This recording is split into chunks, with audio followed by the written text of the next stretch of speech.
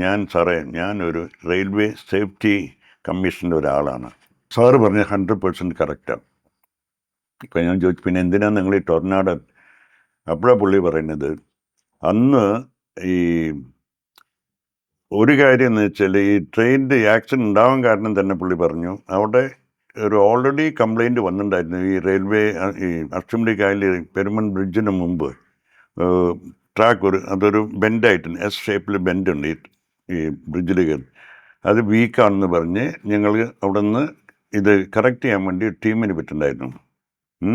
അന്നേരം ചെറിയ ഡിസിലുണ്ടായിരുന്നു. സാറ് പറഞ്ഞ പോലെ ടൊർണാഡോ ഒന്നുമില്ല. അപ്പോൾ അവരവിടെ അടുത്ത് തന്നെ ഒരു ചായക്കടയിൽ കയറി, പണിക്കാരവിടെ ചായക്കടയിൽ കയറി അവിടെ ഭക്ഷണം കഴിക്കും. അപ്പോൾ ഈ ഒരു ചുവന്ന കൊടി വെച്ചിട്ടുണ്ടായിരുന്നു ഈ ട്രാക്കിൻ്റെ അവിടെ. പക്ഷേ സാധാരണ വരുന്ന, അത് അത്ര വലിയൊരു ട്രാക്കിൻ്റെ ഡിഫക്റ്റ് അല്ല. സാധാരണ വരുന്ന ഡ്രൈവേഴ്സിന്, സ്ഥിരം പോകുന്ന ഡ്രൈവേഴ്സ്, മദ്രാസ് മെയിൽ, ബോംബെ, ഇതെല്ലാം എല്ലാവർക്കും അറിയാം ഇവിടെ വീക്കാണെന്നുണ്ട്. അവർ സ്ലോ ഡൗൺ ചെയ്യും. അയാൾ പറഞ്ഞു, നമ്മൾ സാധാരണ കാറിൽ പോകുമ്പോൾ റോട്ടിൽ സ്ഥിരം പോകുന്ന റൂട്ടാണെങ്കിൽ നമ്മൾ കുഴികളുണ്ടെങ്കിൽ അവിടെ സ്ലോ ചെയ്യുന്ന പോലെ എല്ലാവരും സ്ലോ ചെയ്യും. പക്ഷേ ഇതിൻ്റെ ഡ്രൈവർ പുള്ളി പാസഞ്ചർ ട്രെയിനിൽ ആയിരുന്നു.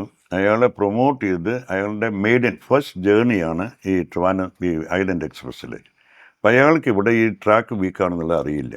അയാൾ വന്ന് ഓരോ ഇതിൻ്റെ ഏരിയയിൽ ഇത്ര സ്പീഡ് ഉണ്ട്, ആ സ്പീഡ് മെയിൻറ്റെയിൻ ചെയ്ത് വന്നു. അങ്ങനെയാണ് ഡീറെയിൽ ചെയ്തത്.